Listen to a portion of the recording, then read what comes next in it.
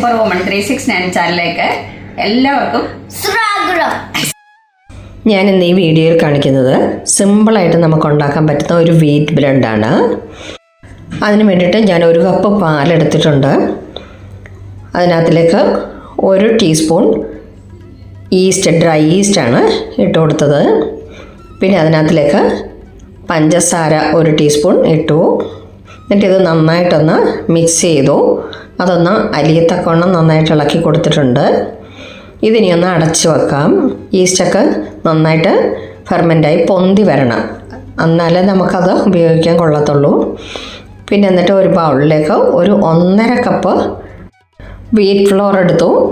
അതിലേക്ക് 1 teaspoon ഉപ്പിട്ടു.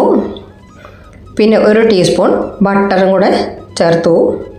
10 minute കഴിഞ്ഞപ്പോഴത്തേക്കും നമ്മുടെ ഈസ്റ്റ് നന്നായിട്ട് പൊങ്ങിയിട്ടുണ്ട്. ഇതുപോലെ ആയാലാണ് നമ്മുടെ ബ്രെഡ് ശരിയാവുക. അപ്പോൾ ഇനി നമുക്കിത് ഗോതമ്പ് പൊടി ഒന്ന് മിക്സ് ചെയ്തതിന് ശേഷം അതിലേക്ക് ഒഴിച്ചു കൊടുക്കാം. എന്നിട്ടിത് കൈ കൊണ്ട് തന്നെ നന്നായിട്ടൊന്ന് കുഴച്ചെടുക്കുക. ഇത് കുഴയ്ക്കുമ്പോഴേ നമ്മുടെ കയ്യെ പറ്റുന്നതിന് നമ്മൾ വെള്ളം തൊട്ട് തന്നെ കുഴയ്ക്കുന്നത്, അല്ലാതെ എണ്ണയോ പൊടിയോ ഒന്നും വരിയിടണ്ട. നല്ല സോഫ്റ്റായിട്ടുള്ള നമുക്ക് ബ്രെഡ് കിട്ടും. കുഴച്ച് റെഡിയാക്കിയതിന് ശേഷം ഇതിൻ്റെ പുറത്ത് അല്പം എണ്ണ പുരട്ടി കൊടുക്കുകയാണ്, ഡ്രൈ ആവാതിരിക്കാൻ വേണ്ടിയിട്ട്. എന്നിട്ട് ഒന്നുകൂടെ ഒന്ന് ഉരുട്ടി 4 വശത്തും എണ്ണയാക്കി നമുക്കിതൊന്ന് അടച്ചു വെക്കാം. ഒരു നനഞ്ഞ തുണി കൊണ്ട് അടയ്ക്കുക. അതിൻ്റെ പുറത്തൊരു പ്ലേറ്റ് കൊണ്ട് ഞാൻ അടച്ചു വെച്ചു. കുഴച്ചതിന് ശേഷം ഞാൻ ഓവൻ ചൂടാക്കി അതിനകത്ത് വെച്ചിരിക്കുകയായിരുന്നു. 1 മണിക്കൂർ കൊണ്ട് തന്നെ നന്നായിട്ട് പൊങ്ങിയിട്ടുണ്ട്. കാരണം ഇവിടെ പുറത്ത് നല്ല ചൂടും അകത്ത് AC-യുടെ ഭയങ്കര തണുപ്പുമാണ്. ഒന്നും പൊളിച്ചു പോകത്തില്ല. മാവൊക്കെ ആണെങ്കിലും ഞാൻ ഓവനകത്തിലാണ് വെക്കുന്നത്.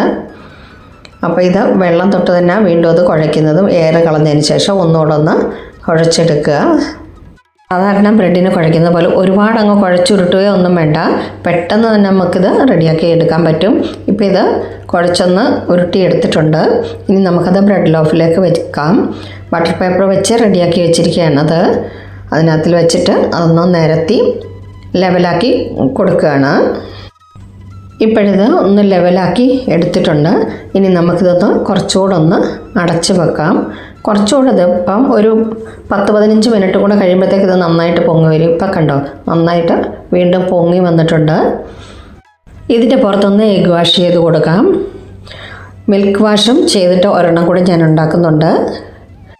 ഓവൻ 180 ഡിഗ്രിയിൽ 10 മിനിറ്റ് പ്രീ ഹീറ്റ് ചെയ്യാനായിട്ട് വെച്ചിട്ടുണ്ട്. എഗ് വാഷ് ചെയ്തിട്ട് അതിൻ്റെ പുറത്ത് നമുക്ക് കറുത്ത എള്ളും ഒന്ന് സ്പ്രെഡ് ചെയ്ത് കൊടുക്കാം. അതിൻ്റെ കൂടെ തന്നെ വെളുത്ത എള്ളും കൂടെ കുറച്ച് നമുക്കൊന്ന് സ്പ്രെഡ് ചെയ്ത് കൊടുക്കാം. 180 ഡിഗ്രിയിൽ ഒരു 35 മിനിറ്റ്സ് വെക്കേണ്ടി വന്നെനിക്ക്. എൻ്റെ അടിപൊളി ബ്രെഡ് റെഡിയായി കഴിഞ്ഞു. ഇനി നമുക്കിതിൻ്റെ പുറത്ത് ബട്ടർ ഒന്ന് തേച്ച് കൊടുക്കണം.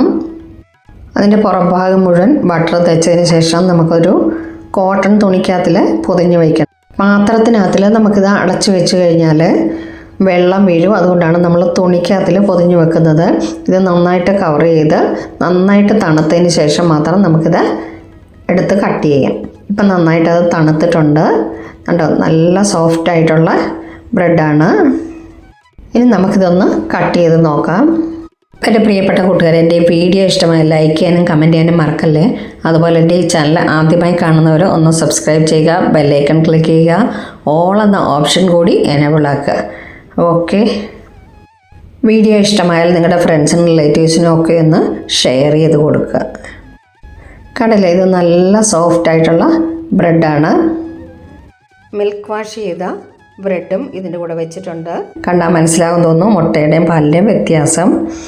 Okay, thank you so much.